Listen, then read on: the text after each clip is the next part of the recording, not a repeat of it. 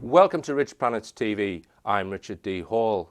It's the eve of the first UK Exopolitics conference being held in Liverpool, and I've travelled here to speak to Dan Sherman.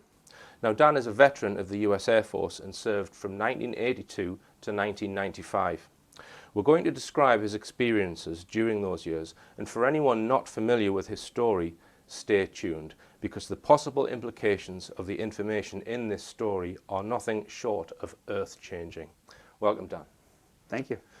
Okay, now, I want to start, Dan, by asking you a little bit about your childhood, because I wouldn't normally on my show ask people about their childhood, but it could be relevant in your case. And viewers will become aware of why that is later in the interview. But just describe your childhood growing up. Did you have a normal childhood? It wasn't as normal as I would have liked, but much of the part that wasn't normal had a lot to do with just things that happened in my life, not having to do with the project or anything like that. Okay. But I did have a couple of incidences where it could have been related to that. I've fallen before off of a garage, and it was quite a bit of a drop. It was probably 25 feet, 30 feet onto cement, and I crashed onto the cement on my back, and as I look back on it, I felt like there was a little bit of a cushioning there because I just walked away from it, and right on my back hit my neck and my head, and I got up and walked away. So just things like that. They're maybe a little bit odd. Okay. Yeah. And what about grades? How were you academically? Middle of the road. Okay. I could have been better if I'd applied myself, but Right. That's probably the story of many people. Right. Okay. And you didn't notice any abilities at this stage when you were young that you may have had? Not anything that could tangibly be assigned to what went on with my life, but or with the what we're going to get into, Yes. the abductions and stuff. But I think that I've always been a little bit more intuitive than your average person. Right. I sense people's emotions a little bit easier, I think. But other than that, no. But you didn't think you were different in any way? Not really, no. Okay. And you signed up for the Air Force. Was that something that you had in your mind firmly from a young age, or were you pushed into it? Or yeah, actually, in fourth grade, I was befriended by a SR-71 pilot, and he was stationed at Beale Air Force Base in California. I lived near the base there, and he took a special interest in me. He would always talk to me about the Air Force, and he brought me to the Air Force Base, and he said, "You really should go into the Air Force. It's a great way of life. You'll have fun, and you'll learn a lot, and you'll travel." And this was in fourth grade, and I think ever since then I was enamored with the fact of going to the Air Force. So, do you think he was a plant? I believe that it's entirely possible. Possible. Yeah. Okay. Pushing me in that direction. Sure.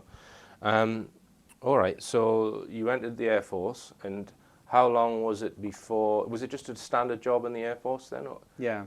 When I joined, I joined as a security policeman, and I spent actually a majority of my time as a security policeman, and then I transferred or cross-trained into the electronic intelligence field, and there was a lot of things behind that pushed me in that direction too, and it was very hard to get a cross-train, although I got a cross-train fairly easily. So again, you look back on it and you put two and two together and you think, okay, somebody's pushing me in that direction. Because in order to be associated with the things that I need to be associated with in the Gray project that I worked on, you would have had to have had really top-level security clearances and a reason to be at those bases. And being in this new career field would have allowed that. So. Right. And are you able to name any bases? Not that I was assigned. Well, I take that back. I was at two bases that I conducted this job at. And in the book, I refer to them as PPD base number 1 and 2, and PPD it corresponds to the name of the project, Project Preserve Destiny. So two bases I was assigned to for that, and one of them has been decommissioned since I was in the Air Force. So I can say that. But the reason why I don't, or I hadn't in the past, named any of the bases, because I was assigned to black projects in conjunction with the gray project, so I can't really reveal timelines and associating a base with the fact that I said that I was in a black project. So it's kind of a touchy situation, and one of the reasons why a lot of people don't come forward, because they they can reveal information that they don't need to. Right. So can you name that decommissioned Yeah, base? the decommissioned base that I was at San Vito de Norman. Okay. Well, it's actually San Vito, but then there's a long Italian name after it, de Normandie or something like that. What state is that? It was in the southern part of Italy, near Brindisi. Okay, in Italy, right. Yeah. Okay. Yeah. And can you say that the other base was in Europe as well, or not? No, it was in the States, yeah. Right, okay. Now then, you mentioned Black Project and Grey Project. Just my understanding of Black Project is when they want to do a secret project, they want to put money into it, it will be known publicly the general area of research, but not a great deal more. So what I've heard you say is that within that, they then have a Grey Project where it's completely different to what they've told the outside world. So they've got this piece of money which is ring-fenced, and they're doing all kinds of completely unknown stuff in there. Is that basically the... Yeah.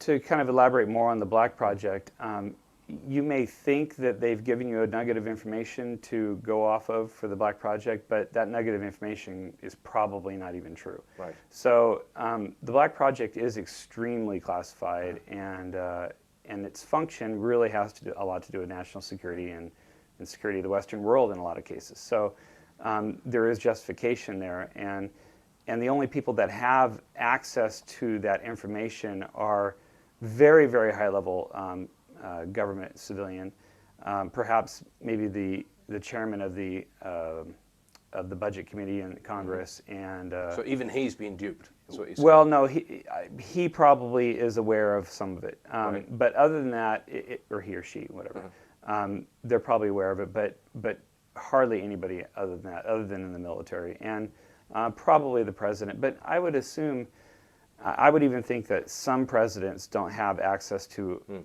all of it because of their ideology, and so. Yeah. So, what year were you allowed to give the year when you were first taken into the Grey Project? It was shortly after I did my cross train, probably in the early 90s, I would say. Right. Okay. So, just describe that experience for me. Well, I had gotten orders, paperwork to go to a school for my normal job. My normal job was ELINT, which is electromagnetic communications. It's a intelligence. You derive intelligence from radar emissions and anything that has to do with emissions, electromagnetic emissions. And so I was going to a school to further my knowledge in that area. I had already gone to my actual basic technical course for that, and I was already stationed at a base doing my job. But then I went on to another advanced course, and it's called EA 280, that was held at the National Security Agency in Fort Meade, Maryland. And so I got there, and I got a call from a captain who said he needed to meet with me. And of course, at this time, I think I was a sergeant, staff sergeant. And so you don't normally get a call on your TDY base, temporary duty base, from a captain directly saying, I need to meet with you. It's typically through the chain of command that you would be told anything. So right then I thought, okay, something is going on. This is very odd. So I was called, and we met at the complex, the main complex of N.S.A, and did some stuff to get me into the building, and so we went into his office, and he told me that I was going to be there for two schools, the one that I had previously known about, and then another one, and then he proceeded to unfold this amazing piece of information to me, and told me you I were was very skeptical of initially. You weren't sure what was going on. Yeah, well, anybody I think would be. of course, he was very serious, and you don't typically get pranked by somebody high up that you don't know. You know, is not in your direct chain of command that you work with in your office or whatever. So it was so startling that you have to initially be skeptical. I mean, because you just don't jump headlong into something that is so amazing and so outrageous.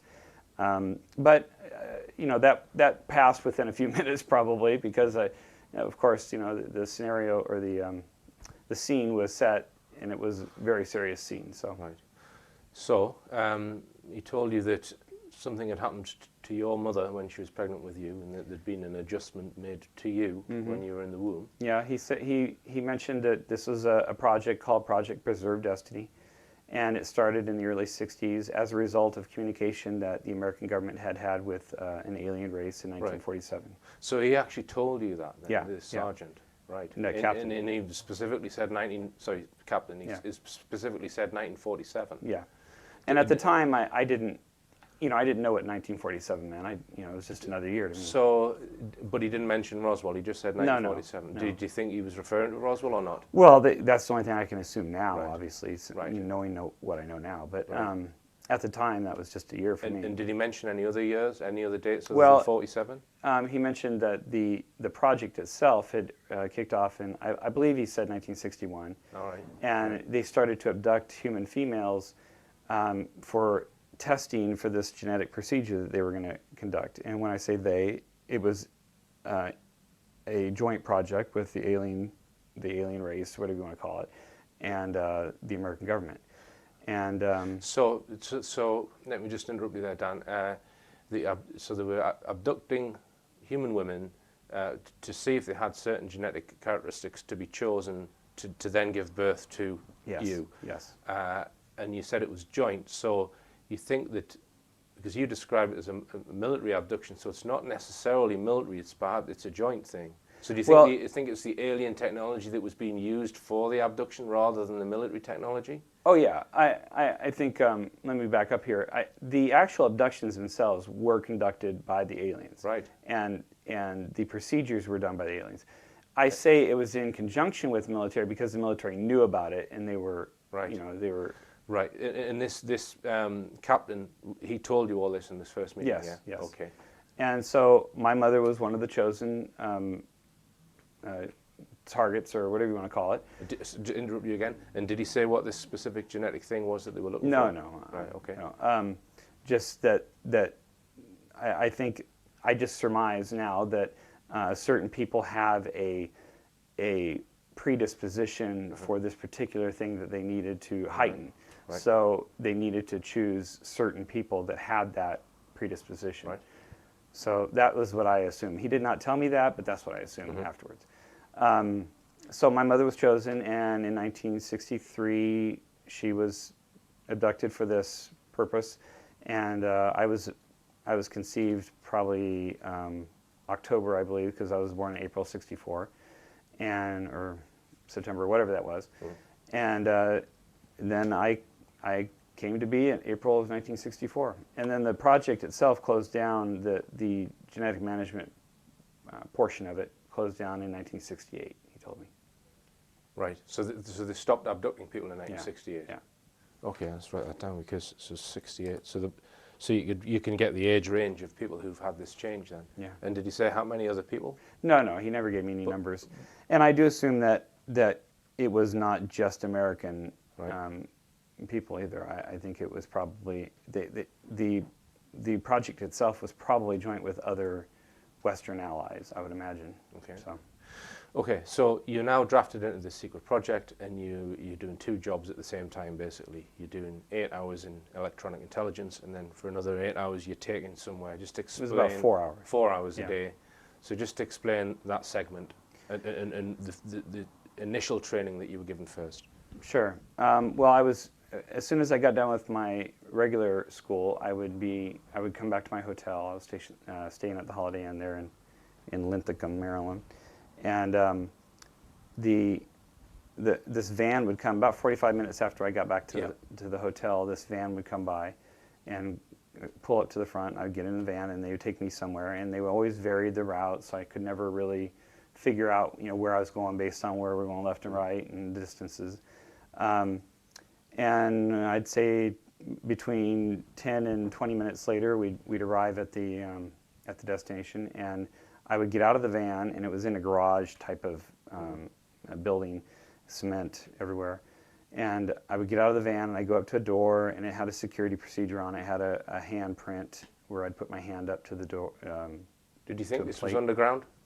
I got the impression that it was, Right, okay. although I had to go in an elevator to go down to the actual classroom. So the only reason I think that is because I never really saw daylight coming through any cracks or anything. That doesn't necessarily mean it was underground, but that's what I assumed. So I would go down in the elevator, and it would open up into the classroom, and there would be 2 stations, one on the left, one on the right. And I actually went through school with another person that was doing it too, but we could never talk to one another. We were instructed never to discuss anything with anybody, obviously. And even the person that was going through it at the same time, we could never talk. So my station was on left, and it was just, all it was there was a computer monitor, and initially, and then a mouse a little bit later for doing other things. And just a visualization, what size computer monitor? At the time, this was a long time ago, so a big monitor was 27 inches. Yeah. And 19 inches was a big monitor. Yeah. So I think it was about 27-inch monitor, right, and it was one of the fat ones, that went back into CRT, the console. Yeah. Okay. Yeah. But it was a huge one for that Well, era. it would have been, yeah. Right, all right. So then what? I would just sit down, and I got my initial. The captain met me he took me to the classroom initially, and he told me what to do and what I would do when I come in. So I just come in, I sit down, I put my headphones on, and Just to interrupt there, just a daft question. This is 91, 2, or yeah, it's in the early 90s. it's Yeah. pre-Windows environments? Well, we had much more sophisticated software than the normal consumer did. So we did have a windowed environment. Unix type environment sort of thing. Yeah, but it did have a UI. It had a Windows type of UI. Really? It was actually I think it was made by there was a Solaris, or there was a name Solar or something. Right. They did military programming, and we had very for that time very sophisticated. It wasn't like a ASCII, the green glowing screen. It wasn't like that. Right. We had much better screens. Anyway, so yeah, there was just, but it really didn't need a lot of UI for this, because we just needed 10 boxes and a sine wave going through each box. So there wasn't a lot of design necessary. So I would sit there, and initially I would hear a tone in my earphones, and I had an instructor that would audibly, talk to me through the headphones. And it was a human. I know there's a lot of questions about that, but it sounded like a human anyway, talking to me. And I would concentrate on this tone that they would play through the earphones. And initially it took like 4 days for the first one. So I would sit there for 4 hours listening to the same tone and trying to mentally repeat the tone. Exactly. The instruction was to don't audibilize it, but you have to mentally try to hum that tone in your mind. So if you try to do that, you can do that. It just takes a lot of concentration and a lot of boredom. And did the tone stop when you were trying to mentally hum it, or was it continuing? No, to go? it would go constantly. Right, it would go. So I could match my mind with it. So you had a box, and then what happened in small boxes on the screen? Well, they weren't, like okay. that, yeah. Right. So there was a sine wave that went through it. It was like a 360-degree sine wave, 180 degrees below the middle line and 180 degrees above the middle line. And the goal was, and this is as it was told to me, the goal was to flatten that sine wave. All right. And of course, I had a question like, how am I going to, I don't understand what, he said, just listen to the tone and mentally hum it. Just continue to do that, and it'll go from there. So I just took the instruction at face value, and I just did that. It took about 4 days, but then finally something and I write in the book about how it clicked, but it wasn't an audible click. It was just my way of describing what happened. It kind of just went like that, and it actually happened where the line flickered a little bit. Yeah. And so, of course, that was shocking to me, because here I am manipulating something on the screen that I have no connection to. No physical connection. Yeah. Yeah. Other than the headphones, and of course, but Yeah. that there was nothing there. It was just a headphone. Can I just interrupt you there, Dan? Sure. When I heard that part, I thought, well, the computer technology is possibly N.S.A. conventional Earth-based technology. So I thought there's maybe the device that's actually sensing your mind is then interfaced somehow to the computer. Yeah. So it's some I interfacing assume device. that too. I assume that too. But you were never shown that. It wasn't a No, box no. or a. For all I know, it could have been an alien that was somehow interfaced with the computer to do that. Right. I don't know. But you weren't shown any of that. So could you actually see the tower, or was it a No, tower? no. I just saw the monitor. Just the that's it. monitor. So you couldn't see any of the other technology. None of that's on display. No. Okay. All right. Which, of course, is frustrating if you're a curious person. Yeah. So anyway, the line flickered, and I felt the sensation that I would later come to know as a COM, or intuitive communications. Just for viewers, a COM is short for communication. Yeah, Is that way? yeah, we called it comms, receiving comms. Mm-hmm. It happened, and then I just continued to practice that and continued to mentally hum that tone to the point where I think what it was is it was strengthening this muscle in my mind that didn't, it was not there or barely there, and it was starting to strengthen it, and then it started to take over and knew what to do. Okay. It's the only really way I can describe it, because it's not like a book learning where you learn one section and then you learn chapter 2 and then you learn chapter 3. It just started to grow on itself. Eventually I was able to flatten the entire line of the first box, and then I went on to the second box, and it was a different tone for that one, and then it just replicated itself. The first box, second box, third box, and were these just kind of standard musical type tones, like middle C or bottom F kind of thing, and they were slightly different in pitch? Yes. Right. Yes. All right. Yeah. So you then could flatten the second line, and there was 10 boxes altogether. Yeah. So I had to. My initial lessons were to flatten each line separately, and then it went from there to flattening two lines in two boxes at the same time. Simultaneously. Yeah, and then 3. Like playing a chord almost. Exactly. Right. Although, and I use, I described the tone. There's a tone being played, but that was only to unlock what was going on. It had nothing to do with audible types of things. It had nothing to do with that. Yeah, In the final form, it didn't have anything to do with that. So then you had control over 10 lines then, and then what happened? Well, they started to feed me images, like videos and still images of just various things. On the terminal? Yeah, on the terminal. And then I would... was this a window on the terminal and the other 10 boxes were still there? Yeah. Right. Okay. But what would happen is I would receive the communication about that particular image or video, and I could see. So hang on, you said receive. Prior to this, you are outputting information, and that's having an effect. So you're saying that information was now starting to come back. Exactly, but it was. It's the same. Right. It's the same thing, really, right. Because the sensation is there in your mind to generate it, and it's there in your mind to receive it. So it's the same. Okay. Same medium, I guess you could say. Right. Right. But a bit like plucking a guitar string, you can either, I guess, it's sort of externally being plucked, I suppose. Yeah.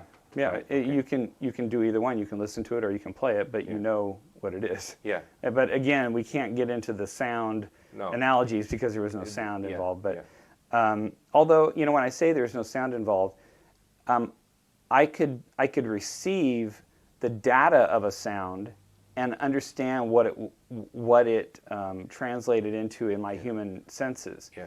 But there was no physical sensation in the ear, I guess you can say. Right. So they're feeding you various pictures, and what are they saying that the combination of box 1, 3, and 5 makes a tank? Well, you know, at this point, it wasn't a one-to-one correlation that I was applying to the lesson. It was more of, it was just feeding me the information, and that muscle was learning on its own. Right. I could see in my peripheral vision when I was looking at the video or the picture, I could see the boxes going, you know, just doing all kinds of stuff. But I wasn't looking at the boxes and going, okay, that assigns that, and that. No, I wasn't doing that. It's just the mind was learning on its own. But like when you hear a word, you don't think of all the letters in it. You just know the word. Yeah, exactly. But in that analogy, you had to actually learn the letters first, which is the boxes that I was going through.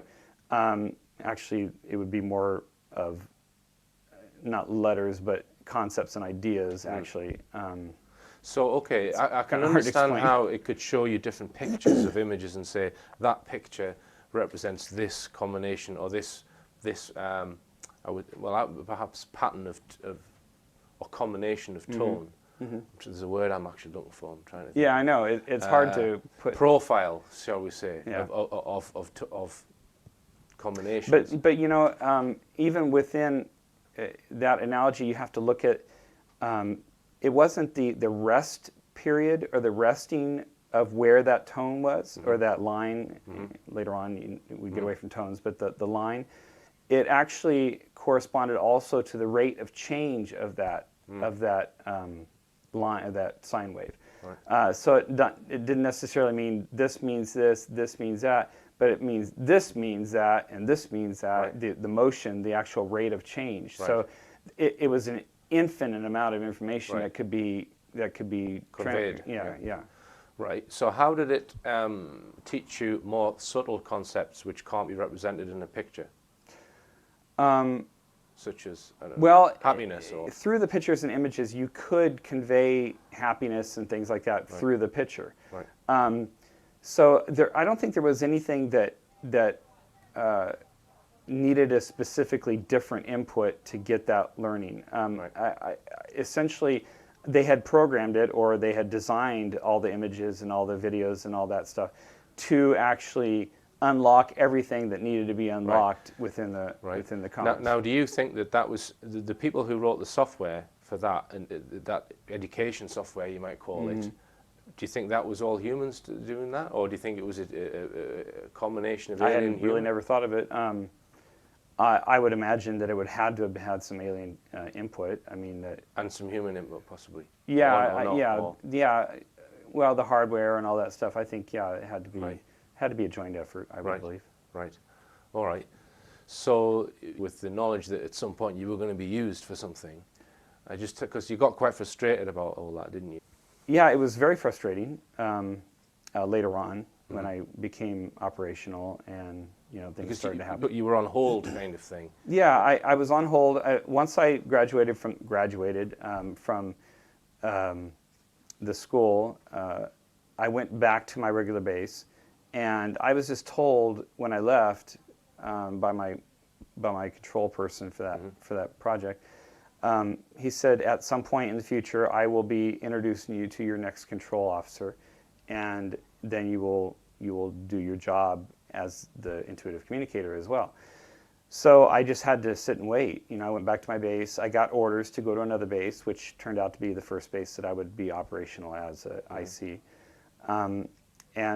But that was several months in the waiting. So I was just kind of, I never knew from one moment to the next when I would actually start doing this.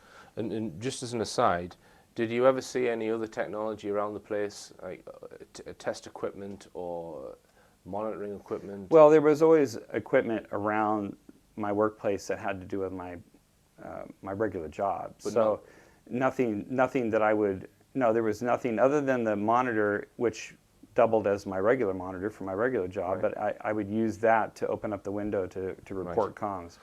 Now, some people might describe what you've been given as training in telepathy. Would you describe it as that?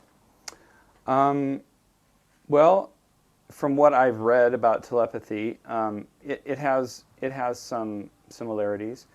I think it's much more complex. Telepathy is, or this is? The intuitive communication. Right. I think the. Do you think it's using the same muscle as you describe it? I really cannot. You don't know. I can't. It's say something that. in the brain, though. Yeah, yeah. I mean, it has to do with the brain, but it also telepathy is not necessarily something that's two-way. You know, it's just a sensing or whatever. I guess it could be two-way, Right. you know, depending on the. Now, just to get to the technical side of things, electromagnetic communications and communication down wires travel at the speed of light. Did you get any feeling as to that this was the same? I don't think it's the same. I think that the medium or the transmission or whatever you want to call it, I don't think it actually.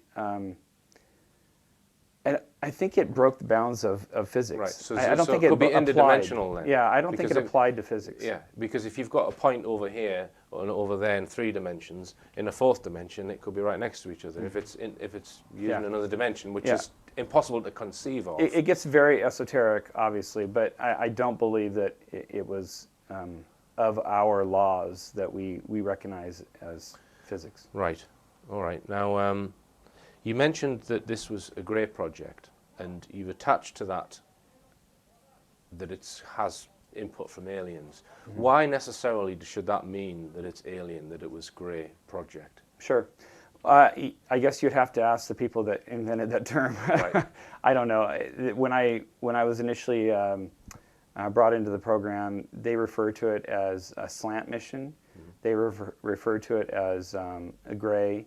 So But I they don't know also the told you reason. that aliens were involved. Yeah, when he described the onion effect with the security classifications, he mentioned that the black projects, you know, were at a certain level, and then gray projects, which have to do with alien technology, research and development, or communication.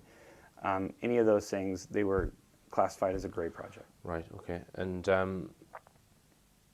did they tell you at all where these aliens were from? No. None of that. No locations. Or how long they'd been here? At least 1947, then. Yeah. Okay. Well, I did during my. We'll probably talk about it a little bit, but during my communications, I did ask some questions directly, and I got the sense that they had been here for a very long time. Really? Yeah, on Earth for a very long time. But not directly communicating with. No, not necessarily. Although they could have been, Right. but I didn't get the sense either way of whether they were communicating early on or not. And what do you think about theories of people such as Bob Lazar has mentioned that they have actually tinkered with our genetics in the past several times? I firmly believe that. I got that impression as well. Really? From a question that I had asked. I believe that at some point in our history they have intermingled with our DNA. Right. And I think that possibly is part of why we can even be, you know, this project could even exist. Right. Because we have maybe a portion of their DNA. Right. Now, you said that you were enhanced genetically in the early stages in the womb. How much? Do you have a feel as to whether it was you were 1% and they made it to 100%? Or do you have any feel as to whether there are people who wouldn't need that enhancement, who just naturally might have that ability? Well, I don't think that could be this particular ability because they would not have needed to do the genetic management procedure. They would just had to have found whoever it was that had that particular heightened whatever they needed for the project. So the fact that they had to be proactive and do something leads me to believe that no, that's right. And are you aware of the Greada Treaty, this 1954 alleged meeting with President Eisenhower and some E.T.s? I'm aware of that. I mean, I've read about that particular event. I didn't correlate it with that name, but yeah. I'll just touch on something that this is alleged to have been agreed, Sure. and that is that the allegedly what happened was that concern was expressed that the aliens had been carrying out abductions, and that the U.S. military said to them, look, we want to know who you're abducting, where they're being taken from. We want lists, etc. So I've actually just made the assumption that you receiving the abduction reports is possibly them agreeing that they're part of that agreement. That's an interesting correlation. I had never really thought of that, but that's entirely possible, yeah. Right. Yeah. Because if they had agreed to provide information, Yeah. then perhaps the aliens thought, well, we're not going to pass it to you via ancient EM comms.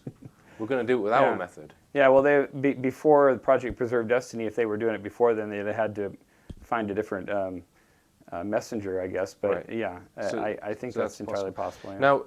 Yeah. Now, from people who I've interviewed who have bumped into people working in, one particular secret group in the UK, they allege that it's the N.S.A. who controls some of our GCHQ listening bases of UFOs. And I've heard from one guy who's supposed to be in some special forces team that the people who are monitoring UFO activity actually get heads-up information from somewhere. They know what nights they're going to be here on, in other words, and they know where they're going to be. Do you think that kind of information could be being passed through through similar methods? Well, I believe that the information that I was getting actually was test information, not necessarily fictitious information, but stuff that it could be happening, but they selected it based on just keeping my talent alive and thriving, and you know, like a muscle, you just got to work it. Right. So I don't think the content was necessarily important content. It was just content that needed to be passed, and why not pass it through them, because they need the muscle, Right. you know, exercising.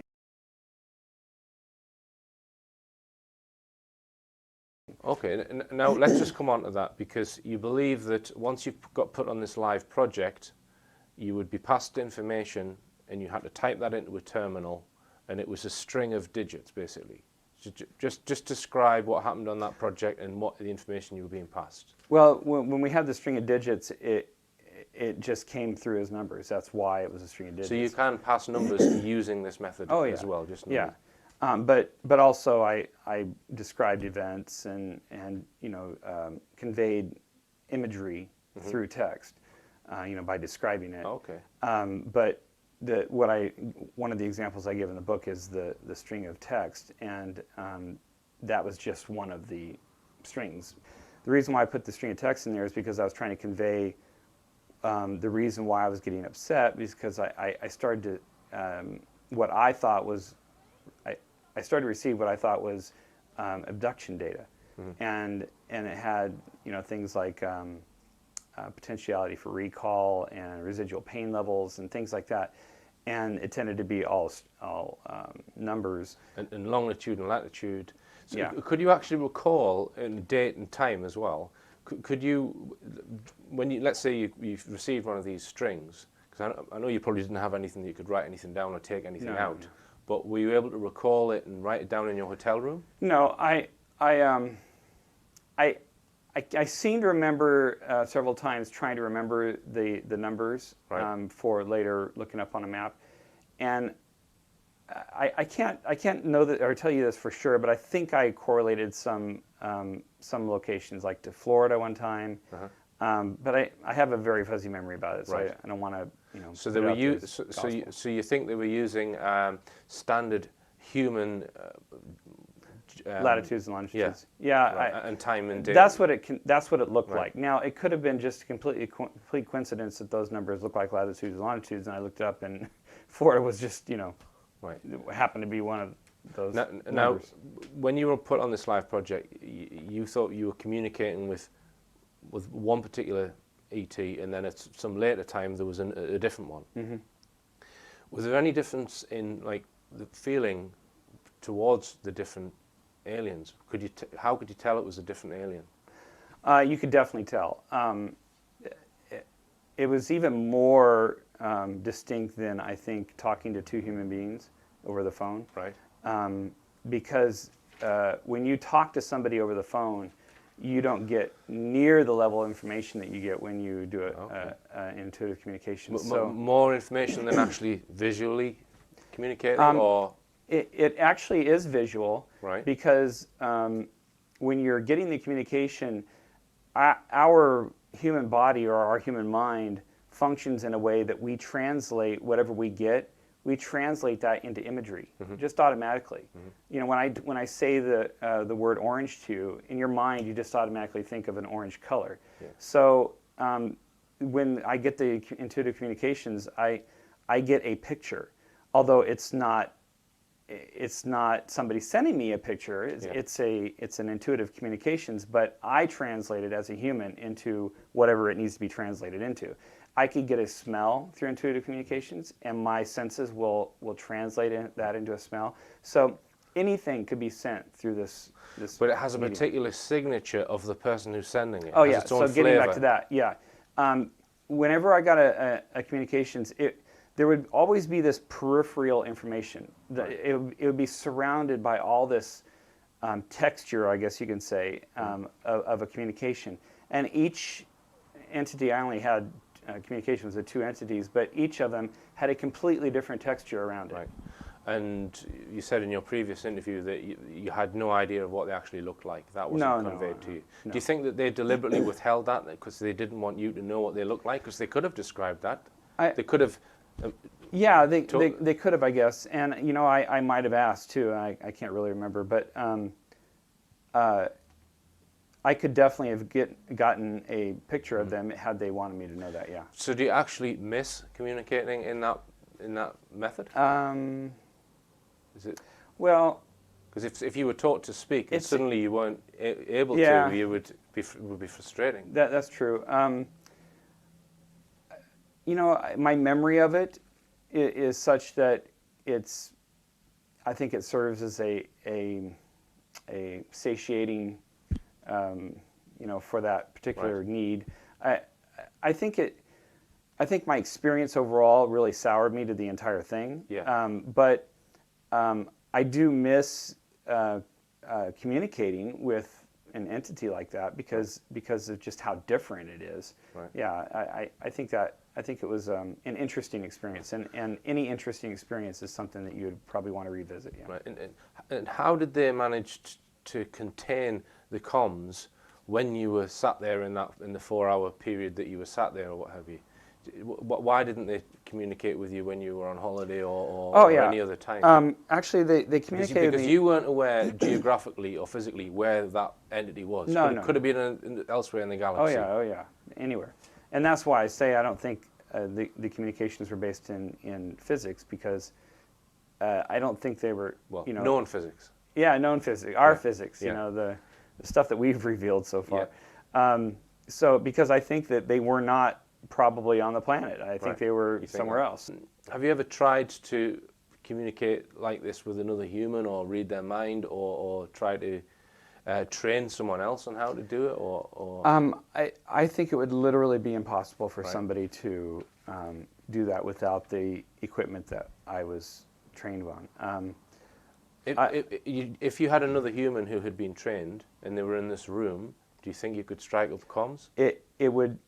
I don't know. I just don't know. So if we can find another whistleblower like you, that would be a good experiment. Yes. All right. I just don't know. I don't know if it's only between human and an alien mind. I don't know. Right. Well, here's a question, Dan. We were talking about this earlier. You were communicating with a terminal, so there's some kind of intuitive link between you and a terminal. Mm-hmm. Is it possible for the two terminals to then communicate with each other? Would you imagine the technology? I think the when I say I don't mean terminal, I mean the device that was receiving your comms. Yeah. Would it be possible so that, in other words, a person who doesn't have the ability could use that technology to Yeah, I have to say no, only because it does make sense that it would be able to be that way. But why else would they train all these people if they had the technology to do it between some sort of... And that's why it leads me to believe that perhaps there was an alien that was facilitating that comms with me in training, Right. and it wasn't just a machine. Although he was interfacing with the machine itself to Yeah. so I can see what's going on. But Or it could have been another intuitive communicator who was like advanced trained or something. it could have been. You're right. Right. But I don't know why. I can't give you the reason why, but I tend to think that it's only between human and alien. Right. But I could be wrong, because they did tell me, and we haven't gotten into that, but they did tell me that the entire reason for the PPD project was to create this network of communicators throughout the world, so that in the event of an electromagnetic communication outage in the future, which they say is going to happen, the world's leaders and the movers and shakers, they'd still be able to communicate even though all communications have ceased. Right. So that leads me to believe that unless it's highly inefficient, that we could do it between intuitive communicators. But I don't know that. Maybe at a later point, if I hadn't gotten out of the military, maybe I would have graduated to that type of scenario. But I never did. So did they elaborate on this loss of comms? Did they say whether it would be natural or No. through a weapon, or No. they didn't? Um, Did they they- seem adamant on that, or The- do you think well, that could have been a cover story? They could very well have been a cover story, yes. Right. But You see, what I was It saying makes was sense, it though. could have been a cover story so that you're not asking about abduction reports. Maybe it was just Sure. you were just monitoring abduction data, perhaps. Sure, And, sure. and they were giving you a reason for why you were taught in this. yes, No? I've come to understand that you never take anything at face value with the military. Right. Never. Okay. Yeah, and I just want to talk about your. You've said that your mother was, you think, abducted. You've partly answered that because you said you think it was an alien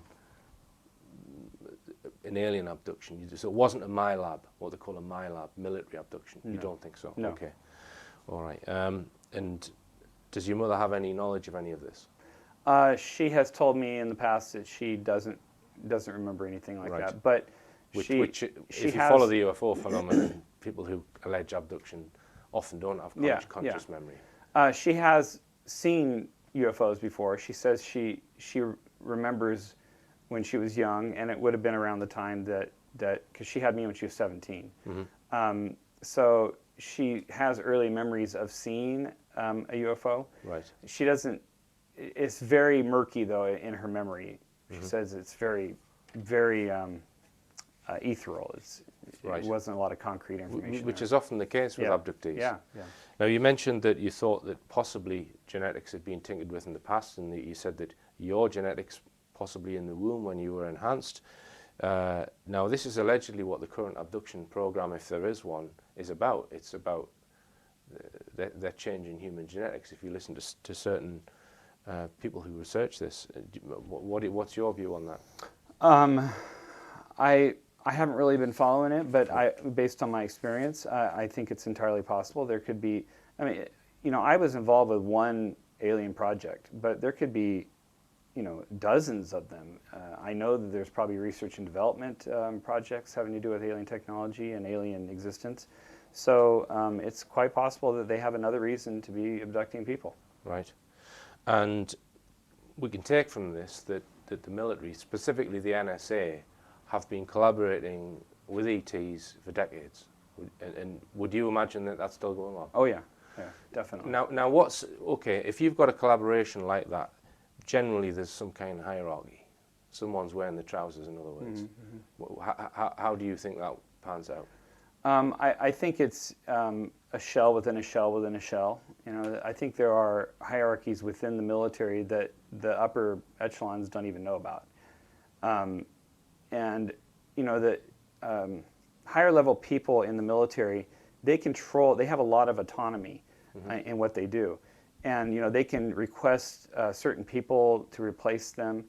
They have input as to who replaces them. And this could all be within the context of... Right, and do you think the secret society is involved in that level as well, or not? Well, the term that we ascribe to, the secret society, we always think of Knights Templar and things like that. But I think there could be I don't like to say secret society, but I think that there could be a sequestered cabal of some kind. group of people that coordinate, and I think that it could very well be at the presidential level with certain presidents. Right. I believe that President Reagan knew about this. Mm-hmm. I don't believe that a lot of the Democrat presidents probably are briefed in it. Yeah, but the ones with military backgrounds generally. I think that the presidents who have a conservative ideology, I think, are probably briefed into the project. Right. Okay, so my final question for you, Dan, is why isn't this on CNN? Because to me, this is huge. This is massive. So, mainstream media, have they approached you? Have you approached them? What's the situation there? Well, I've done some interviews in local papers and things like that, but you know, this is the magic question in this industry, you know, or in this space. There's not a lot of evidence that people can bring out of these places, and they do that for a reason. They set up the entire system so that it's very, very difficult to get any hard evidence of what you're doing. And without hard evidence, there's so much in this genre that is muddied by all the what the world would call crazy people, you know. And there are some crazy people in this industry, you know. So you know, there's and so those people that come out with their stories and that are fantasies or are just from crazy people. Yeah. It muddies the scene so that when there is credible information, you know, people who have a credible background, who, like myself, that came out of the military, that I was in classified projects, and when they come out, it just gets covered by all this other stuff, and you just are lumped in with the crazies. So you don't think then that the N.S.A. has influence over the mainstream media and keeps them off those subjects? Oh, I wouldn't say that they don't have any influence. I think they have great influence when they want to wield it. But again, I don't think they need to wield too much when people like me come out, because first of all, they'll research it. They want to know everything about what I know and what I can prove and all that stuff. I'm sure I've got a big old huge file in somewhere at somebody's office. But as soon as they realize that, okay, he doesn't have any evidence of anything. He hasn't said anything that's going to uncover something that we could try him on, like the revealing of black projects or things like that. So now we just leave him alone, because he'll just get meshed in with the crazies. Right. And why bring more attention to it by going after him? Yeah. If we go after him, then everybody and their grandma is going to go, oh my gosh, he's saying something that is worthwhile. Yeah. And what we say to my friend, who's he's in the RAF, the British Air Force, and he's wing commander, who possibly wouldn't believe you. What would you say to him as a fellow Air Force person? I think it's for any military person, even the higher up military people, if they really think about it, there are so many different things going on in the military that they have no clue about. Right. And unless you're briefed in that situation, or you have the security classifications and the need to know and all that stuff, he knows, I know he knows, that there are so many things in the military that he does not know about, because he doesn't have the need to know and the security classifications and all that stuff, the security clearances. So I would say that it's kind of naive to think that you can say yay or nay to anything that somebody says about the military. That's just naivety. Okay. All right then, Dan. Well, thank you very much indeed for coming over to the UK. Thank you. I appreciate it. Fascinating listening. Appreciate your time. And we're looking forward to your talk tomorrow. So good luck with that. Thank you. Okay. Thank you.